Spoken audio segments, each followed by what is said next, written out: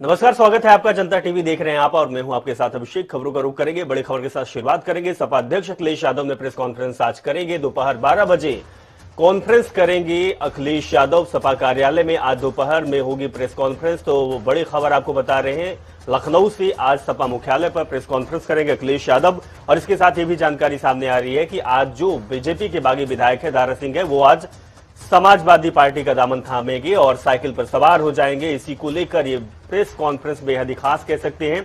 तो सपा कार्यालय पर आज प्रेस कॉन्फ्रेंस होगी और 12:30 बजे प्रेस कॉन्फ्रेंस शुरू होगी। अखिलेश यादव प्रेस कॉन्फ्रेंस करेंगे। बड़ी खबर आपको दिखा रहे हैं।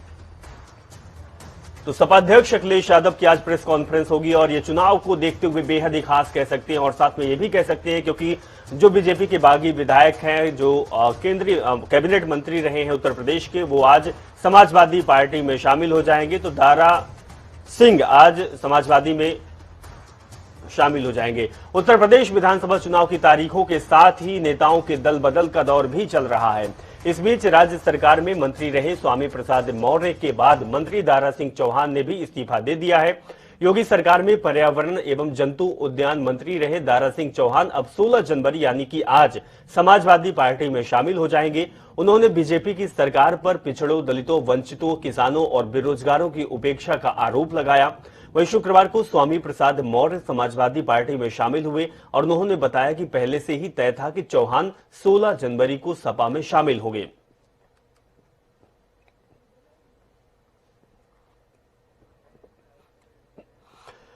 तो दारा सिंह आज समाजवादी पार्टी का दामन थामेंगे, ये भी जानकारी आ रही है। और इससे पहले आपको बता दें कि स्वामी प्रसाद मौर्य जो कि बीजेपी के मंत्री रहे हैं, वन मंत्री रहे, उन्होंने बीजेपी से इस्तीफा दे दिया। इसके बाद समाजवादी पार्टी का दामन थामा है मकर संक्रांति के दिन। और आज यानी कि 16 तारीख को बीजेपी से बागी विधायक और मंत्री दारा सिंह आज समाजवादी पार्टी का दामन थामेंगे। अनूप कुमार सिंह हमारे संवाददाता लखनऊ से जुड़े हुए हैं, उनके पास चलेंगे। अनूप कुमार सिंह, अगर बात करें तो आज दारा सिंह समाजवादी पार्टी का दामन थामेंगे, साइकिल पर सवार होंगे और इसके साथ जो अखिलेश यादव की प्रेस कॉन्फ्रेंस है वो भी बेहद अहम कह सकते हैं। देखिए, बिल्कुल सही बात है कि जिस तरीके से स्वामी प्रसाद मौर्य के बाद लगातार बीजेपी के बड़े नेताओं के इस्तीफे हुए हैं, मंत्रियों के इस्तीफे हुए हैं। हालांकि परसों जो ज्वाइनिंग हुई थी स्वामी प्रसाद मौर्य के साथी जो धर्म सिंह सैनी हैं, तमाम जो विधायक थे वो सब लोगों ने ज्वाइन किया था। लेकिन कहीं न कहीं समाजवादी पार्टी चाहती जो सिलसिला है ये बना रहे। कहीं न कहीं जो तरीके से हवा चल रही समाजवादी पक्ष है तो वो बनी रहे। इसी वजह से दारा सिंह चौहान की ज्वाइनिंग आज की यानी 16 तारीख को रखी गई थी। अब आज प्रेस कॉन्फ्रेंस के दौरान हालांकि उस दिन भीड़ ज्यादा हो गई थी, इसका भी एहतियात रखा जा रहा है। समाजवादी पार्टी के बाहर तमाम पुलिस का पहरा है, वहां पर भीड़ इकट्ठा नहीं होने दी जा रही, पुलिस वहां पर मौजूद है। इन सब सोशल डिस्टेंस के साथ साथ आज प्रेस कॉन्फ्रेंस करेंगे अखिलेश यादव 12:30 बजे। साथ ही साथ दारा सिंह चौहान वहां पर पहुंचेंगे और समाजवादी पार्टी की सदस्यता लेंगे।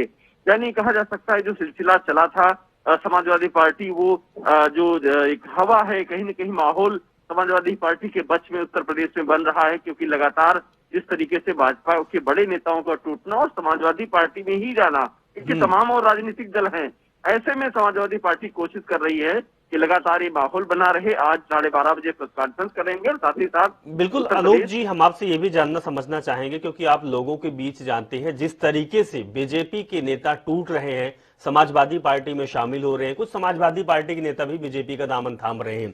ये जोड़ तोड़ की जो राजनीति चल रही है, आरोप प्रत्यारोप भी चल रहे हैं, इसका अगर हम आपसे बात करें क्योंकि आप लोगों से मिलते हैं, तो सीधा जनता के बीच क्या प्रभाव पड़ता है, क्या छवि बन रही है? देखिए, हालांकि अगर बीजेपी की बात करें तो भाजपा ये कह रही है कि जो उत्तर प्रदेश 2022 का चुनाव है, प्रधानमंत्री नरेंद्र मोदी या मुख्यमंत्री योगी आदित्यनाथ के चेहरे पे लड़ा जा रहा है। भाजपा के वो लोग उनसे भाग रहे हैं जिनका भाजपा टिकट काटना चाहती है, जिनकी लोकप्रियता खत्म हो चुकी है, जो वाकई वो अपनी सीट से हार रहे थे, जिनके परफॉर्मेंस बहुत ही अच्छा नहीं था। लेकिन कहीं न कहीं अगर जमीनी स्तर पर देखा जाए अभिषेक, क्योंकि अगर भाजपा के बड़े नेता कोई वर्तमान मंत्री को कोई टूटता है किसी पार्टी से, भले ही अपने सीट की उसकी छवि ना खराब हो, भले ही वो जिताऊ प्रत्याशी ना हो, जो उम्मीदवार ना हो, तो अगर किसी पार्टी में जाता है तो कहीं ना कहीं उस पार्टी का एक तरफ माहौल जरूर बनता है कि जो वर्तमान पार्टी के टूट के लोग और समाजवादी पार्टी में जा रहे हैं, तो जनता के बीच एक मैसेज जाता है कि वर्तमान में अगर भाजपा को कोई टक्कर दे सकती है पार्टी या विपक्ष में सबसे बड़ी पार्टी बिल्कुल, है। तो वो समाजवादी पार्टी उभर कर आ रही है। बहुत बहुत शुक्रिया अनूप कुमार सिंह तमाम जानकारी साझा करने के लिए। हम तौकीर किदवई के पास भी चलेंगे, हमारे संवाददाता है लखनऊ से लाइव जुड़ चुके हैं। तौकीर, आज का दिन कह सकते हैं कि समाजवादी पार्टी के लिए फिर से बड़ा दिन है, क्योंकि दारा सिंह जो कि मंत्री रहे हैं उत्तर प्रदेश सरकार के, वो आज समाजवादी पार्टी का दामन थाम लेंगे।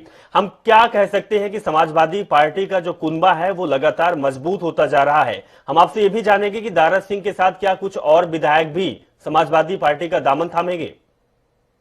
जी बिल्कुल, देखिए आज समाजवादी पार्टी कार्यालय की तस्वीरें हम आपको दिखाएंगे कि सुबह से ही पुलिस का पहरा है वो बढ़ा दिया गया है, क्योंकि स्वामी प्रसाद मौर्य जब ज्वाइन करने पहुंचे थे तो उनके साथ भारी तादाद में भीड़ थी, कोविड नियमों का उल्लंघन हुआ था। इसी के चलते आज दारा सिंह जब ज्वाइन करने आ रहे हैं तो माना जा रहा है कि आज फिर एक बार यहाँ पर जो भीड़ है वो नजर आएगी। इसी चलते पुलिस ने पहरा बढ़ा दिया है। फिलहाल दारा सिंह चौहान एक बड़े कद के नेता है और माना जा रहा है कि इसी के चलते वो स्वामी प्रसाद मौर्य के साथ पार्टी ज्वाइन करने नहीं पहुंचे थे, कि वो चाहते थे कि वो अलग एक उनको डेट दी जाए। उन्होंने अखिलेश यादव से अलग समय मांगा था और उसके बाद आज वो पार्टी ज्वाइन करने जा रहे हैं ताकि वो अपना भी दमखम दिखा सके। इसके अलावा माना यह भी जा रहा था कि वो कई और विधायक और कई और ऐसे नेता हैं, भारतीय जनता पार्टी के बड़े नेता हैं, उनको भी अपने साथ ला सकते हैं। लेकिन अखिलेश यादव ने कल क्लियर किया था कि वो कोई भी विधायक या मंत्री को अब टिकट दावेदारी के साथ पार्टी में नहीं लेंगे।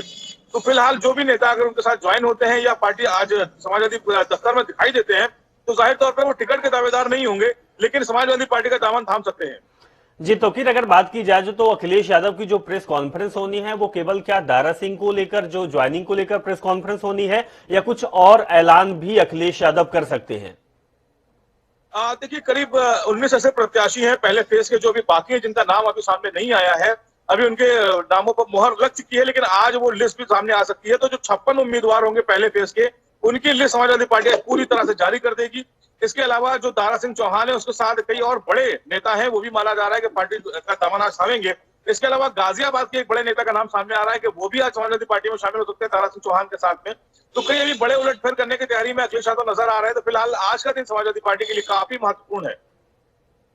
तौकीर, हम आपसे ये भी समझना चाहेंगे कि आज जो बड़े नेता हैं वो लगातार सपा में शामिल हो रहे हैं, लेकिन सपा में शामिल होने के बाद सपा इन नेताओं को कैसे तालमेल बना पाती है, ये भी बहुत अहम सवाल होगा। फिलहाल तौकीर, बहुत बहुत शुक्रिया हमारे साथ जुड़ने के लिए और तमाम जानकारी आपने साझा की। अपडेट के लिए आपके पास वापस आएंगे। हम ये भी बता दें कि बड़े नेताओं के दल बदल को लेकर चर्चाओं का बाजार गर्म है। सपा संरक्षण मुलायम सिंह यादव के समधी हरि ओम यादव के बीजेपी का दामन थामने के बाद अब उसकी छोटी बहू अपर्णा यादव भी शामिल होने की बात कर रही है। हम सीधे आपको ले चलते हैं लखनऊ, जहां पर स्वतंत्र देव सिंह प्रदेश अध्यक्ष बीजेपी के, वो कुछ कह रहे हैं, सुनाते हैं। अपने जीवन व्यतीत कर रहा है एक ईमानदार छवि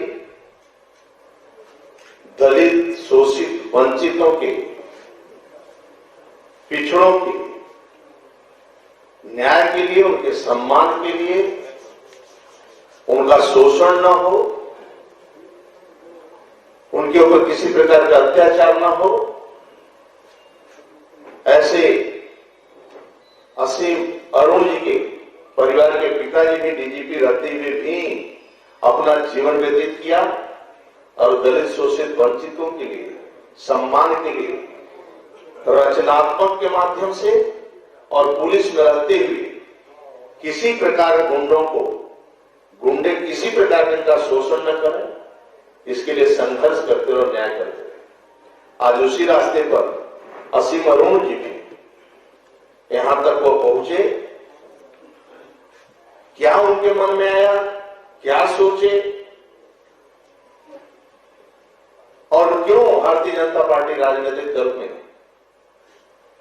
एक ईमानदार अधिकारी क्यों चयन किया? जब मेरी वार्ता हुई असीम अरुण जी से, उन्होंने कहा कि स्वतंत्र जी, हिंदुस्तान के अंदर मात्र एक दल ऐसा है जो राजनीति है लेकिन नेतागिरी नहीं करता है। समाज के गरीब तबकों को और पंक्ति के अंतिम व्यक्ति को, दलित को सम्मान के लिए मैं देश के गौरव अटल बिहारी वाजपेयी को भी देखा नजदीक से और मैं आदरणीय नरेंद्र मोदी जी को भी नजदीक से देखता हूं कि एक चाय बेचने वाला, गरीब परिवार में जन्म लेने वाला पहले कैसे कांग्रेस के शासन में 1 रुपया चलता था तो गरीब के पास 5 रुपया 15 रुपया पहुंचता था। 15 रुपया 100 रुपया चलता था तो 15 रुपया पहुंचता था। 1 रुपया चलता था तो 15 पैसे पहुंचते थे। पहली बार आपके नेता ने कहा कि न खाएंगे, न खाने देंगे, न सोएंगे, न सोने देंगे। गरीबों को एक प्रधानमंत्री आवास से लेकर आयुष्मान कार्ड तक, किसान सम्मान निधि से लेकर गांव के खतौनी तक, प्रधानमंत्री सड़क योजना गांव में सीसी रोड तक से उसके शिक्षा, चिकित्सा, 5 लाख आयुष्मान का कार्ड और महामारी में भोजन तक की व्यवस्था यदि कोई चिंता कर सकता है तो कोई राजनीतिक दल नहीं कर सकता है। एक विचार के लोग कर सकते हैं, जो विचारधारा से जुड़े हों। व्यक्ति महान नहीं होता है, विचार उसका। तो असीम अरुण जो कि प्रशासनिक अधिकारी थे, वो आज से राजनीतिक नई शुरुआत कर रहे हैं, राजनीतिक कदम उठाए और भारतीय जनता पार्टी उन्होंने ज्वाइन कर ली है। आगे खबरों का रुख करेंगे। बड़े नेताओं के दल बदल को लेकर चर्चाओं का बाजार भी उत्तर प्रदेश में गर्म है।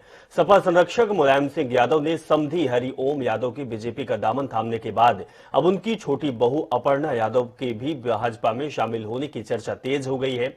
यह भी अटकलें लगाई जा रही है कि अपर्णा लखनऊ की कैंट विधानसभा क्षेत्र से भाजपा प्रत्याशी हो सकती है। इसे लेकर इंटरनेट मीडिया पर खूब संदेश वायरल हो रहे हैं। अपर्णा मुलायम के छोटे बेटे प्रतीक यादव की पत्नी है। बीजेपी के 3 मंत्री स्वामी प्रसाद मौर्य, दारा सिंह चौहान और धर्म सिंह सैनी की पार्टी छोड़कर सपा में शामिल होने के बाद दल बदल को लेकर राजनीतिक दलों के बीच खींचतान जारी है। हालांकि भाजपा या फिर अपर्णा यादव की ओर से अभी इन चर्चाओं को लेकर कोई आधिकारिक बयान नहीं दिया गया। आपको बता दें कि अपर्णा यादव साल 2017 में विधानसभा चुनाव में लखनऊ के कैंट क्षेत्र से समाजवादी पार्टी के टिकट पर चुनाव लड़ी थी, लेकिन उन्हें बीजेपी प्रत्याशी रीता बहुगुणा जोशी से हार का सामना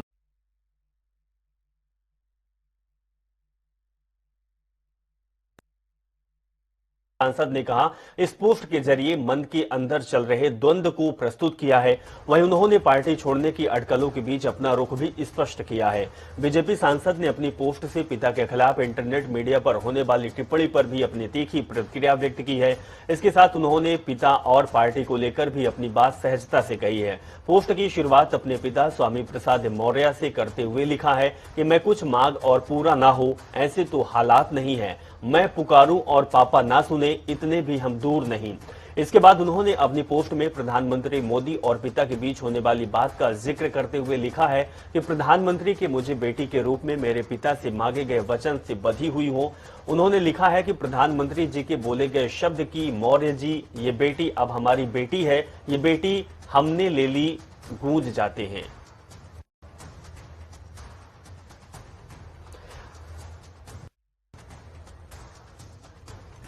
अनूप कुमार सिंह हमारे संवाददाता जुड़े हुए हैं, पूरी जानकारी देंगे कि आखिर कुछ जो सियासत में दल बदल चल रहा है, अपर्णा यादव की बात भी चल रही है और उधर के स्वामी प्रसाद मौर्य की बेटी का जो ये पत्र आया हुआ है, प्रधानमंत्री का जिक्र किया गया है और बीजेपी की बात कही गई है, उसका पूरा चल क्या रहा है, अनूप जी आपसे समझना चाहेंगे।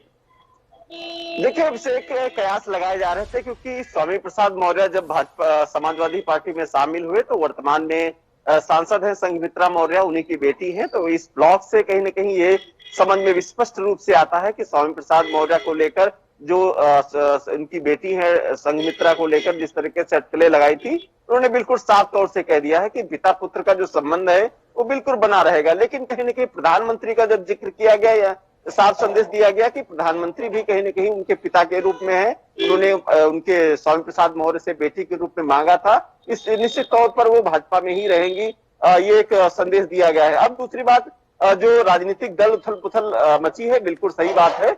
समाजवादी पार्टी की जो सबसे परिवार की जो बहू अपर्णा यादव है, कयास लगाए जा रहे थे कि समाजवादी पार्टी आज भाजपा में ज्वाइन करेंगे, लेकिन अभी फिलहाल इस पर इस जो अफवाह को अफवाही समझे, क्योंकि भाजपा में ज्वाइनिंग चल रही है। असीम अरुण कानपुर के कमिश्नर अभी रहे हैं, वहां से बीआरएस लिया है, आज भाजपा को ज्वाइन कर रहे हैं। निश्चित तौर पे एक भाजपा उम्मीद जता रही कि जिस तरीके से असीम अरुण ने पुलिस में रहते अच्छे काम किए, भाजपा परिवार में रहकर उनसे बहुत सारी उम्मीदें हैं। जिस तरीके से उत्तर प्रदेश में चर्चाओं का बाजार गर्म है, नेता दल बदल रहे हैं। कल मायावती ने भी एक सवाल उठाया था कि दल बदल का जो कानून है उसको सख्त किया जाना चाहिए, कहीं न कहीं उसका रुख अपनाया था। और स्वामी प्रसाद मौर्य पर तीखा सवाल किया था, उठाया था कि स्वामी प्रसाद मौर्य बसपा में आकर मजबूत हुए थे, उसके पहले कई दलों में रहे थे, उनको कोई अस्तित्व नहीं मिला था। ये सब तमाम जो चीजें हैं कहीं न कहीं अपने जीत को लेकर के या फिर जिस तरीके से माहौल बनाया जा रहा है उत्तर प्रदेश, बिल्कुल अनूप जी, कह सकते हैं कि राजनीति यही है और लगातार उत्तर प्रदेश की राजनीति में शोर शराबा चल रहा है और ये कहें कि आरोप प्रत्यारोप भी चल रहे हैं। हालांकि कुछ नया क्या निकल कर आता है, अपडेट के लिए आपके पास वापस आएंगे, आपसे जानकारी लेंगे। फिलहाल बहुत बहुत शुक्रिया। तो बता दें कि आम जनता को जोड़ने के लिए वर्चुअल स्टूडियो का उद्घाटन बीजेपी करेगी। वर्चुअल स्टूडियो का उद्घाटन बीजेपी प्रदेश महामंत्री संगठन अजय कुमार करेंगे। उद्घाटन को लेकर कार्यकर्ताओं में उत्साह का माहौल भी दिखाई दिया है। उत्तराखंड के दूरस्थ क्षेत्रों को जोड़ने का काम भी किया जाएगा। तो बड़ी खबर आपको दिखा रहे हैं, बीजेपी प्रदेश महामंत्री अजय कुमार इस स्टूडियो का उद्घाटन करेंगे। हालांकि चुनावी की बात करें, चुनाव है और प्रचार प्रसार के लिए रोक लगा दी गई है। अब वर्चुअल माध्यम से प्रचार प्रसार चल रहा है, जिसको देखते हुए अब उत्तराखंड में ये नई पहल की गई है। नवीन शुक्ला हमारे संवाददाता जुड़े हुए, उनके पास चलेंगे। नवीन, जो वर्चुअल स्टूडियो का उद्घाटन होना है, इसमें क्या कुछ होने वाला है और ये बीजेपी का एक नया कदम इस दौर पे कह सकते हैं?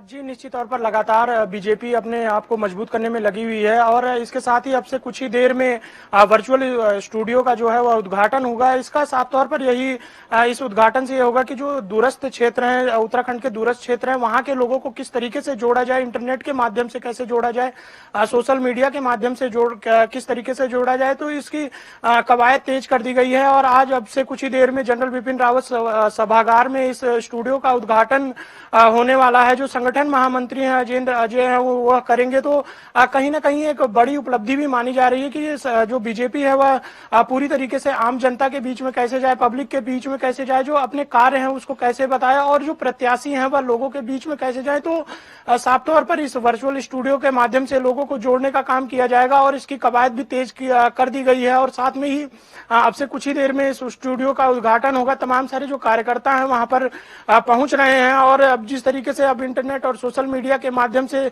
लोगों को जोड़ने का काम किया जा रहा है उससे भी तेज कर दिया है। तो तमाम सारी जो व्यवस्थाएं हैं उसे दुरुस्त करने का काम किया जा रहा है, क्योंकि अब चुनाव में समय बहुत कम बचा हुआ है। तो प्रत्याशी किस तरीके से आम जनता के बीच में जाए, पब्लिक के बीच में जाए, इसको लेकर आज वर्चुअल स्टूडियो का उद्घाटन बिल्कुल नवीन, तो कह सकते हैं ये प्रचार प्रसार का एक माध्यम भी हो सकता है। नवीन, हमारे साथ आप जुड़े रहिए। चुनाव को लेकर दिल्ली में कांग्रेस की एक बहुत ही महत्वपूर्ण बैठक चल रही है। उत्तराखंड में उम्मीदवारों के टिकट को लेकर ये बैठक चलेगी। देहरादून से हर सीट से 3 नामों के पैनल भेजे गए हैं और आज हो सकता है उम्मीदवारों के नाम का ऐलान। पहली लिस्ट में 40 प्रत्याशियों के नाम पर मुहर लग सकती है, तो सीईसी की बैठक होगी और इसके बाद नामों पर अंतिम मुहर लगेगी। हालांकि पैनल भेजा गया है दिल्ली, उत्तराखंड से चर्चा हो चुकी है। 3 नाम हर सीट से भेजा गया है, जिसमें से एक नाम यानी कि एक प्रत्याशी को फाइनल करना है। नवीन हमारे साथ लगातार जुड़े हुए। नवीन, आज सीईसी की बैठक होने वाली है, आज प्रत्याशियों के नाम पर अंतिम मुहर भी लग सकती है। जी, निश्चित तौर पर लगातार कांग्रेस में बैठकों का दौर जारी है। जो पार्टी के बड़े नेता हैं वह दिल्ली में मौजूद हैं। इसके साथ ही अगर कार्यालय की भी बात की जाए तो जो कार्यकर्ता हैं वो कार्यालय में पहुंचे हुए हैं। उनको साफ तौर पर इंतजार है कि उनके जो नेता हैं, उनके जो नेता हैं, उनका नाम आएगा या नहीं आएगा, यह भी कयास लगाई जा रही है। कई सारी उम्मीदें लगाई जा रही है। कांग्रेस के तमाम जो चर्चाओं का जो माहौल है वह पूरी तरीके से गर्म हो रखा है। इसके साथ ही जो सूत्र बता रहे हैं, सूत्रों के हवाले से खबर आई है कि करीबन 40 प्रत्याशियों के नाम पर आज मुहर लग सकती है। हालांकि अभी जो बड़े नेता हैं वह दिल्ली में मौजूद हैं। जो पहली लिस्ट है उसमें 40 लोगों के नाम का पैनल जो है वह बनाया गया है, लेकिन जो अंतिम निर्णय है वो केंद्र ही लेगा। और जो लगातार इसलिए बैठक भी की जा रही है, स्क्रीनिंग कमेटी की बैठक हुई है। इसके साथ ही जो तमाम सारे नेता हैं वो दिल्ली में मौजूद हैं। तो कहीं ना कहीं एक बड़ी आस लगाई जा रही है कि आज जो पहली जो लिस्ट है वह कांग्रेस जारी कर सकती है। बिल्कुल नवीन, आपसे हम ये भी समझना चाहेंगे कि जिस तरीके से प्रियंका गांधी ने एक नारा दिया था कि लड़की हूं लड़ सकती हूं, उसी तर्ज पर चाहे वो महिला कांग्रेस की बात की जाए या और महिलाओं की बात की जाए जो कि कांग्रेस पार्टी से जुड़ी हुई हैं, वो भी टिकट की दावेदारी पेश कर रही है, उनके लिए क्या खुशखबरी हो सकती है?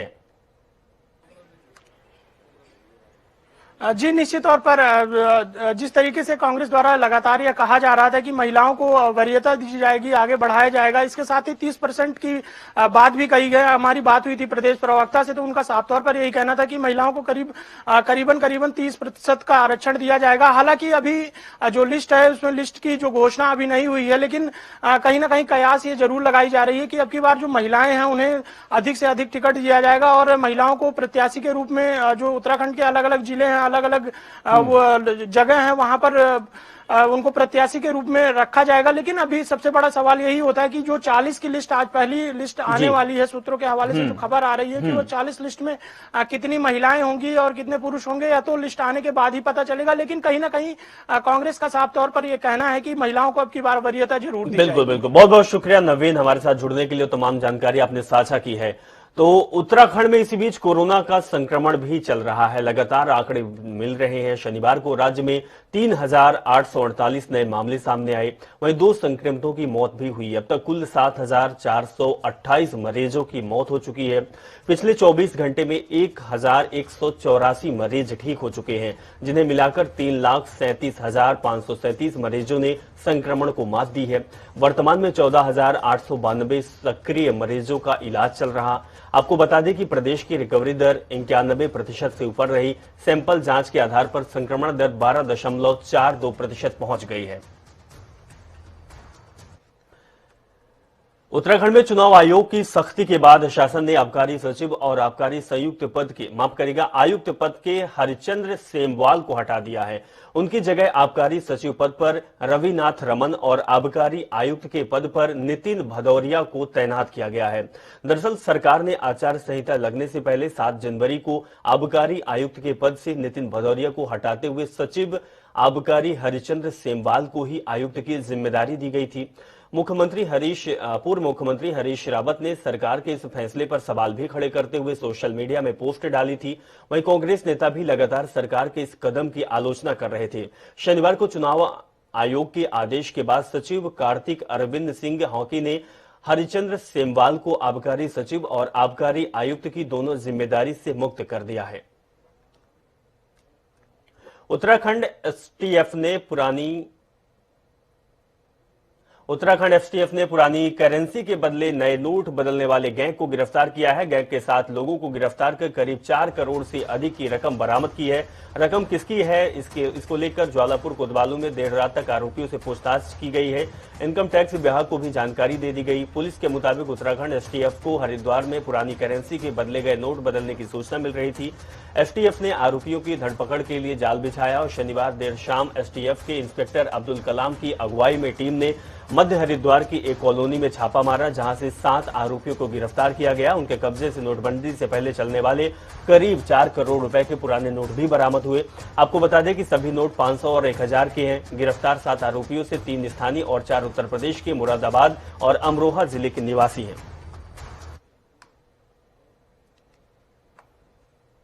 चलिए, इस खबर के साथ फिलहाल इस बुलेटिन में बस इतना ही। आप देखते रहें जनता टीवी।